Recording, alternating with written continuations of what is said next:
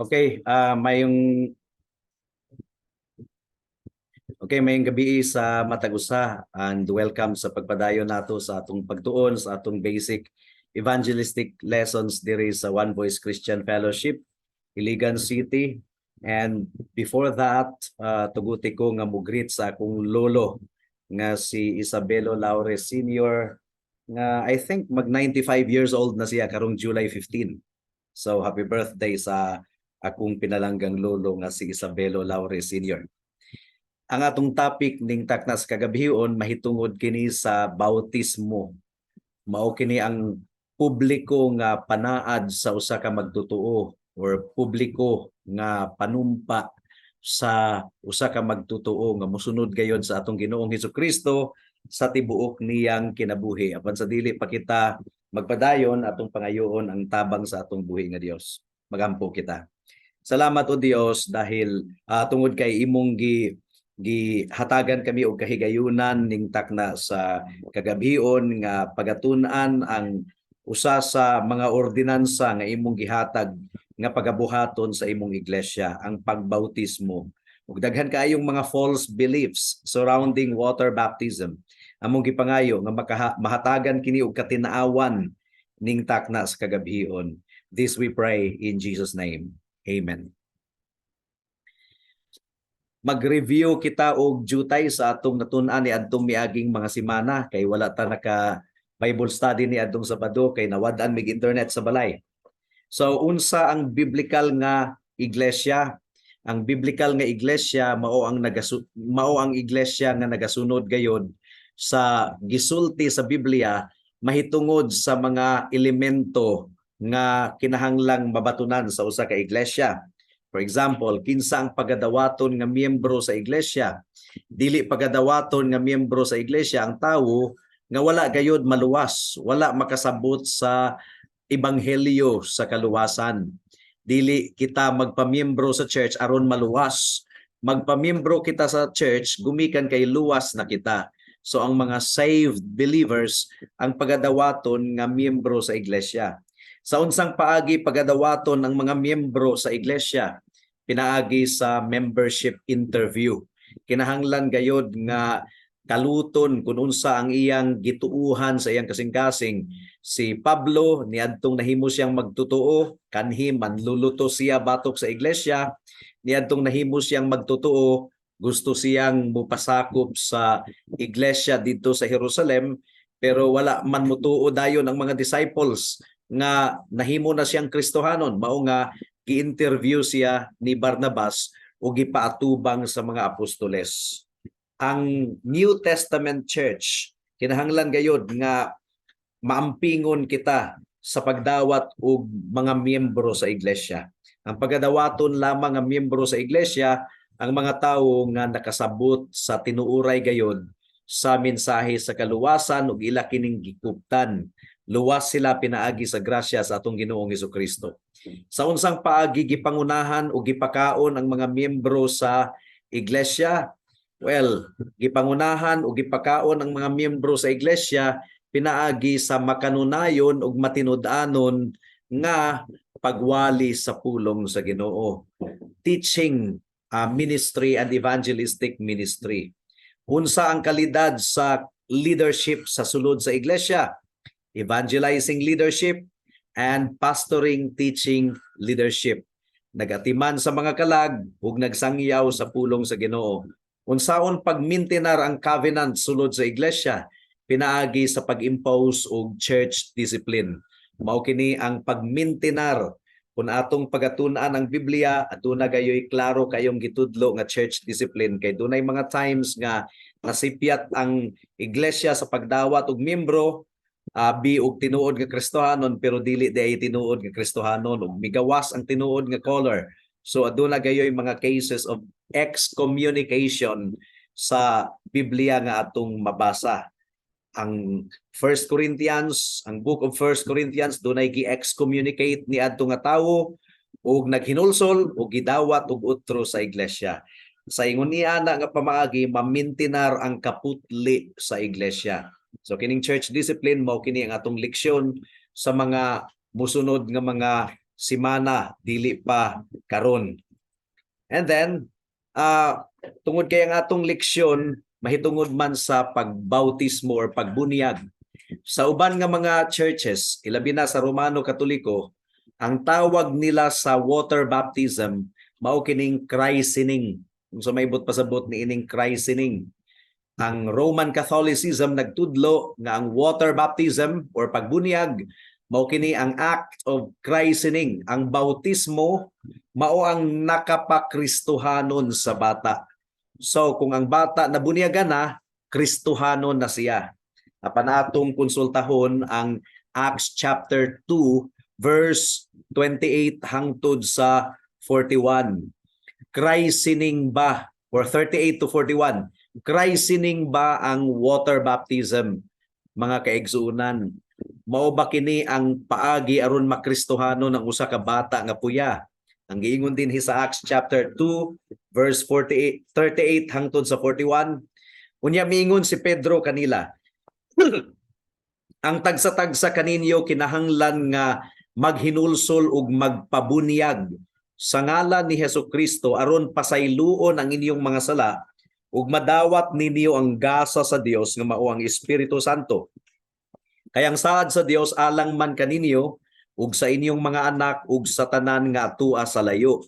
Ang tanan nga pagatawgon sa atong Ginoong Dios ngadto kaniya naghatag si Pedro og daghan pang pagpamatuod kanila ug miagda nga nag-ingon, luwasan ninyo ang inyong kaugalingon sa silot nga ipahamtang niining daotang katawhan. Daghan kanila ang mituo sa iyang mensahe. Take note ha, mituo sa iyang mensahe ug nagpabunyag. May 3,000 katawo ang nahidugang sa pundok sa mga magtutuo ni adtong adlaw. So ang gibunyagan lamang or ang gibautismuhan lamang mga kaigsunan kadtong mituo sa mensahe. So dunay in, dunay out. Ang wala maapil sa bautismo, ang wala mituo. Ang gibautismuhan lamang mao ang mituo sa mensahe. So by implication, aduna gayoy membership interview. Gi-interview katong mga tawhana kung mituo ba gayud sila ug sa dihang napamatud-an nga sila mituo gayud sa mensahe, gibautismuhan sila. Mo kana ang gitudlo sa Biblia. Note, adunay close nga connection ang pagtuo sa pagpabautismo. Ingon nga sunod nga buhaton human sa pagpahayag sa pagtuo. So there is a close connection between faith and baptism. Ang tanan nga mituo gibautismuhan. Unsa pa? Aron pasayloon kini bitong giingon nga unya miingon si Pedro kanila ang tagsa-tagsa kaninyo kinahanglan nga maghinulsol ug magpabunyag sa ngalan ni Hesukristo aron pasayloon ang inyong mga sala. Na misinterpret kini sa daghang mga tawo nga nagtuo sila nga ang baptism requirement for forgiveness. So aron ka mapasaylo kinahanglan kang pagpabautismo. Mga kahigalaan, mga kaigsuunan, dili ang water baptism mao ang requirement aron ka pasayloon. Pasayloon ikaw kung ikaw naghinulsol sa imong sala ug nagsalig kang Kristo. Karon unsa may but pasabot ni ining magpabunyag sa ngalan ni Hesukristo aron pasayloon ang inyong mga sala. Dili kini nato sabton ingon nga epekto sa bautismo. Ang kapasayloan dili kini resulta sa bautismo kundi ang kapasayloan mao kini ang assumed condition sa tawo nga gibautismuhan. So dili bautismuhan ang usa ka tawo kung wala gayud siya makasiguro nga gipasaylo na siya. Ug unsaon man nga mapasaylo ang usa ka tawo kung siya nagatuo sa dugo ni Kristo, dugo nga giula dito sa cross nga maoy basihan sa kapasayloan. So alang sa mga pinasaylo na kinahanglan pagabautismuhan. Unsa may warrant nato ani sa Biblia? Tanawon nato ang Mark chapter 1 verse 44. Di ba dunay mga ritual, dunay mga seremonyas ang mga pari nga pagahimuon, dili kini pari sa Romano Katoliko ha, kundi pari sa mga Hudiyo sa kapanahunan ni Hesukristo. Adunay tawo nga sanglahon nga giayo sa atong Ginoong Hesukristo, gihinluan. So, human siya gihinluan sa atong Ginoong Hesukristo, giayo gikan sa iyang sangla, giingnan ni Jesus katong tawo nga moadto sa mga pari aron i-validate nga limpyo na sila.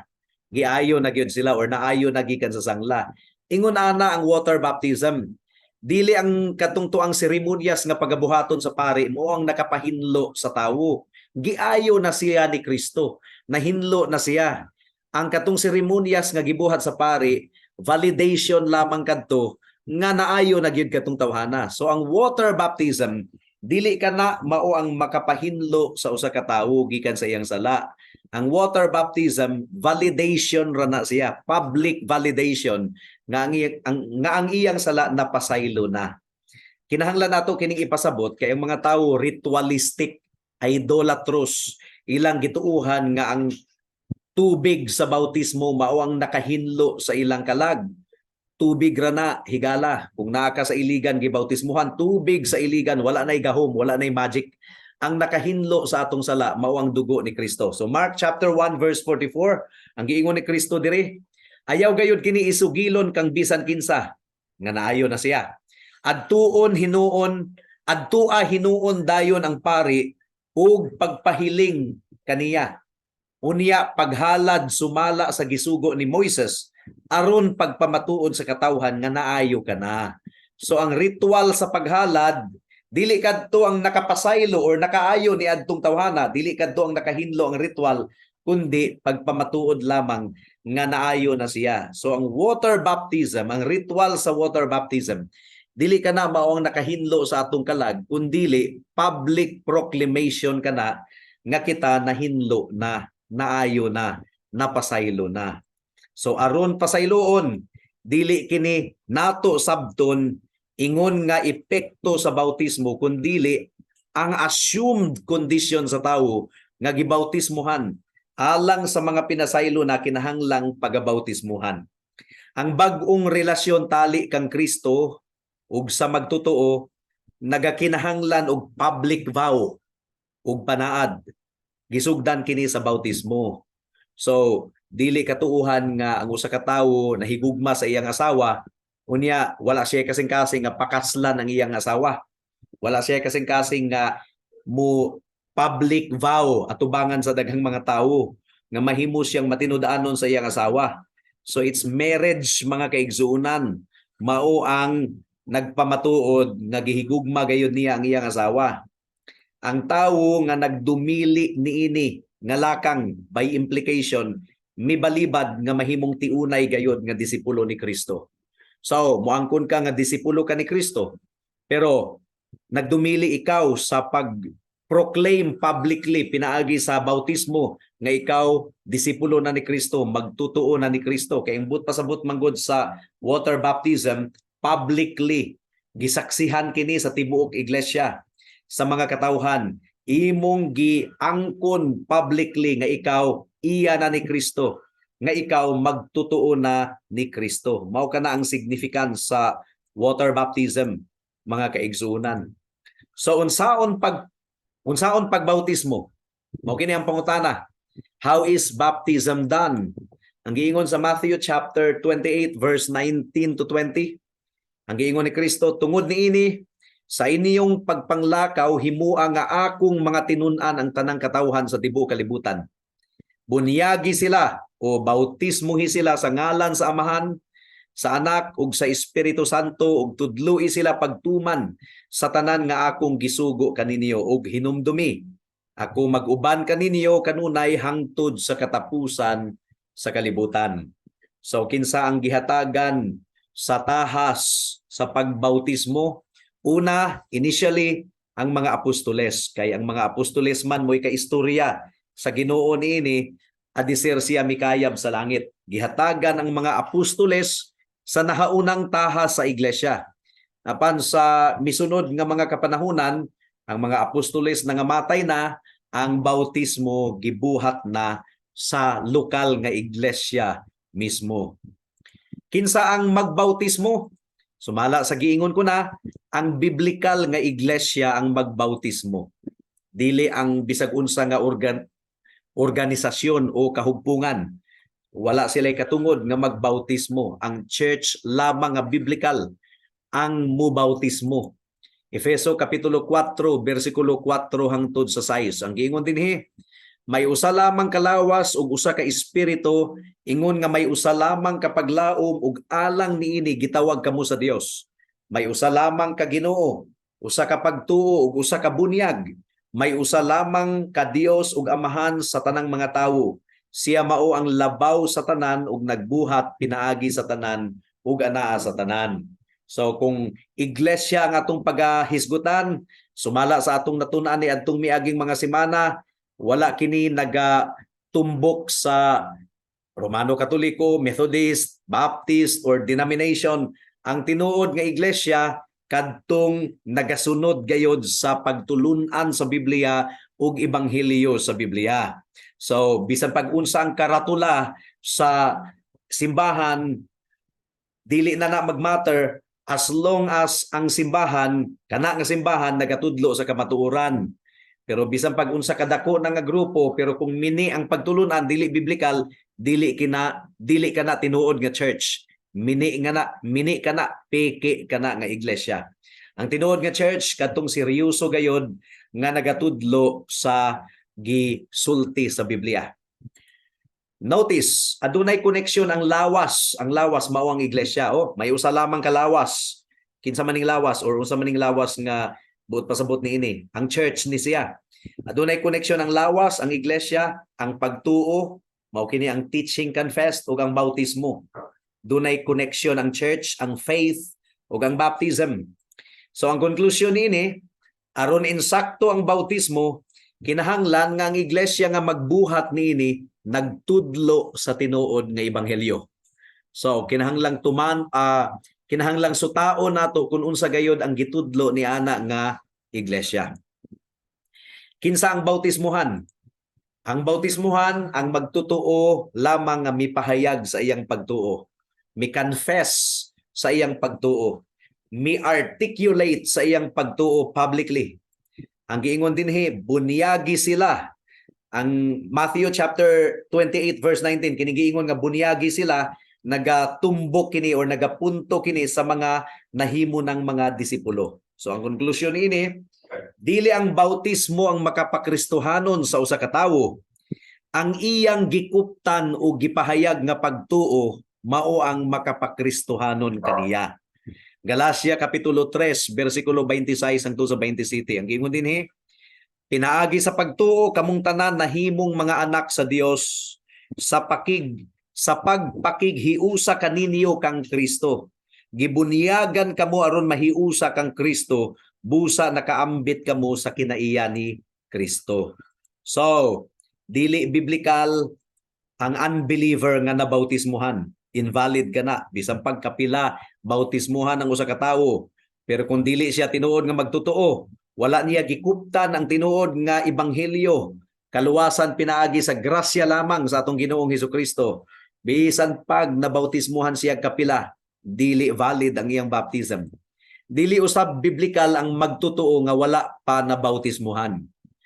Ang magtotoo kinahanglan gayod nga bautismuhan. But again, before nato kini buhaton sa One Voice Christian Fellowship, kinahanglan nga maampingon kita. Kinahanglan atong siguraduhon nga ang One Voice Christian Fellowship na haom sa description sa biblical church ug mao kini ang atong gipaningkamutan nga ma-establish sa OVCF. Unsa ang paagi sa pagbautismo? Unsa ang paagi sa pagbautismo? Kung atong tun-an ang Biblia mga kaigsuonan, usa lamang ang paagi sa pagbautismo. Mao kini ang pag-unlod sa tubig sa ngalan sa Amahan, sa Anak ug sa Espiritu Santo. Dili ang pagwisik-wisik sa tubig sa ulo lang sa tawo. Dili pod ang pagbubo sa tubig. Ang valid nga baptism sa Biblia mao ang pagpaunlod sa tubig. Tibuok lawas gayod ang giunlod sa tubig. So, kung ang bautismo nimo sa una, sprinkling or pouring, dili gayod kadto valid nga bautismo. Kay ang bautismo sa Biblia bisan pag-atong tun-an, pagpaunlod gayud sa tubig ang pamaagi. Ang Griego nga pinulungan sa baptize mao ang baptizo. Ug ang pasabot sa baptizo mao ang ipaunlod. Baptizo means ipaunlod. Adunay Griego nga pulong sa sprinkling ug pouring. Pagbubo apan wala gayud gigamit ni nga mga pulong alang sa bautismo. So ang conclusion nato mga kaigsuunan, sipiyat nga pagaisipon nato nga option lamang ang immersion o pagpaunlod. No. Ang pagpaunlod mao lamang ang valid nga paagi sa pagbautismo. Tungod kay nagalarawan gayod kini sa kamatayon, paglubong ug pagkabanhaw ug utro ni Kristo. Mao kini gipadayag sa Roma kapitulo 6. So it's baptism by immersion. So dili man pud ulahi ang tanan nga kun ang baptism nga inyong nadawat sa una baptism ni adtong puya pa mo, invalid kadto. Kay ang puya dili baya kana magtutuo pa. Puya wa pa nakasabot sa ebanghelyo. Ug kung ang baptism ninyo kaniadto sprinkling or pouring, invalid usab kadto. Kinahanglan nga bautismuhan og utro pinaagi sa pagpaunlod sa tibuok lawas sa tubig nga nagasimbolize og total surrender sa atong Ginoong Hesukristo. Unsay epekto sa bautismo? Una, publiko nga pag-angkon sa atong pagkahiusa kang Kristo. Mao kanang epekto sa bautismo. Giangkon nato atubangan sa kadaghanan nga kita nahiusa na kang Kristo. Roma kapitulo 6 bersikulo 1 hangtod sa 6. Ang giingon dinhi, busa unsa may atong ikasulti karon? Magpadayon ba kita sa pagpakasala aron mudugang ang grasya sa Dios? Dili gayud. Kay mahitungod sa pagpakasala patay na kita. Busa unsaon man nato pagpadayon pagkinabuhi diha sa sala. Nasayod kamo nga sa pagbunyag kanato o pagbautismo kanato nahiusa kita kang Kristo Jesus, busa nahiusa kita sa iyang kamatayon. Tungod niini, sa pagbunyag kanato gilubong kita uban kaniya ug miambit sa iyang kamatayon aron ingon nga si Kristo gibanhaw sa kinabuhi. Gibanhaw sa mahimayaong gahom sa amahan, kita usab angay nga magkinabuhi sa bag-ong kinabuhi. Kay kung nahiusa kita kaniya diha sa iyang pagkamatay, mahiusa usab kita kaniya kun banhawo na kita ingon nga gibanhaw siya. Kay nasayod kita nga ang atong daan ug makasasala nga pagkatawo gilansang na kauban ni Kristo aron malaglag kini ug dili na kita maulipon sa sala. So ang water baptism, it is a picture sa atong pagkamatay, paglubong ug pagabanhaw kauban kang Kristo. Union with Christ. Giisip kita nga namatay kauban kang Kristo, gilubong kauban kang Kristo ug nabanhaw kauban kang Kristo. Ang sprinkling ug pouring dili gayud kini picture, dili kini hulagway sa death, burial and resurrection of the believer with the Lord Jesus Christ. So, unsay epekto sa bautismo? Una, publiko nga pag-angkon sa atong pagkahiusa kang Kristo. Ikaduha, our note, sa pagpahinumdom sa mga Kristohanon mahitungod sa pagkabalaan, miapilar si Pablo sa ilang panumpa ug panaad sa ilang pagbautismo. So dili na kita magpakasala, hinumdumi nga niadtong gibautismohan kita. Matod pa ni Pablo, gilubong kita ug nabanhaw kauban ni Kristo. So makahuluganon di kaayo ang water baptism. It was a symbol of our death, burial and resurrection with the Lord Jesus Christ. So conclusion, ang bautismo usa ka panumpa ug panaad nga ato gayong seryosohon ang atong pagkahiusa diha kang Kristo. Usa ka panaad nga mahimo kitang susama kang Kristo. Ikaduha, ang bautismo mao ang paagi sa pagdawat sa tawo ngadto sa covenant membership sa lokal nga iglesia. But pasabot, dili mahimong dawaton ang usa ka tawo ingon nga miyembro sa church kung wala pagayod na bautismohan sa biblical nga baptism. So take note ha, biblical nga baptism. Ang giingon sa Acts chapter 2 verse 41 to 47, kinsa lang ang gidawat ingon nga miyembro sa iglesia?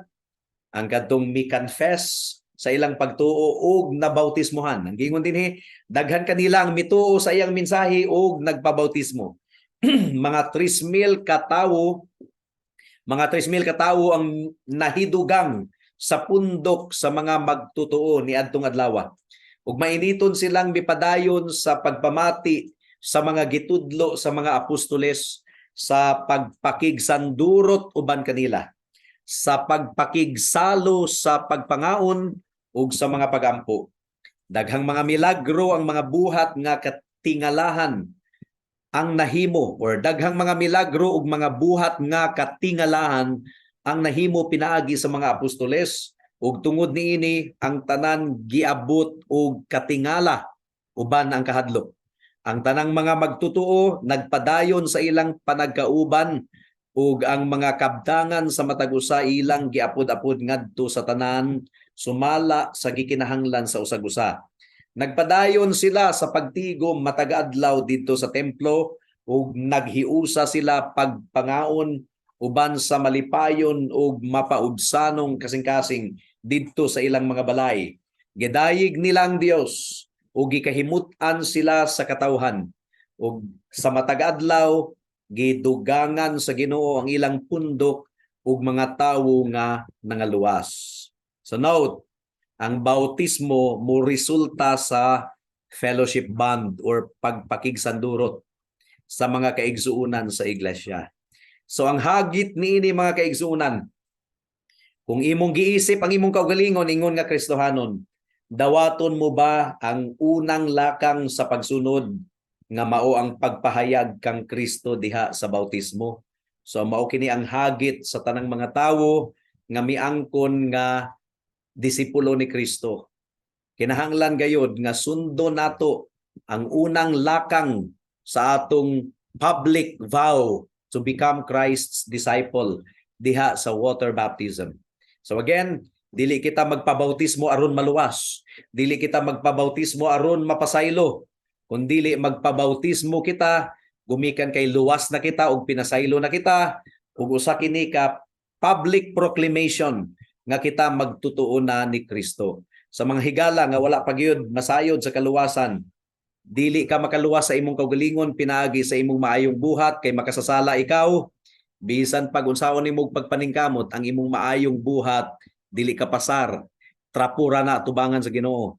Kinahanglan nga maghinulsol ikaw sa imong sala ug mutuo ikaw musalig nga igo na ang dugo ni Kristo alang sa pagtabon sa tanan nimong sala, ug ang pagkabanhaw ni Kristo gikan sa iyang kamatayon mao ang pruweba nga ang kaluwasan anaa gayod sa tanang magtutuo. Busa salig kang Kristo ingon nga imong Dios ug manluluwas aron ikaw maluwas. Ug buhata kini karon dayon kay basin og ugma ulahin na ang tanan.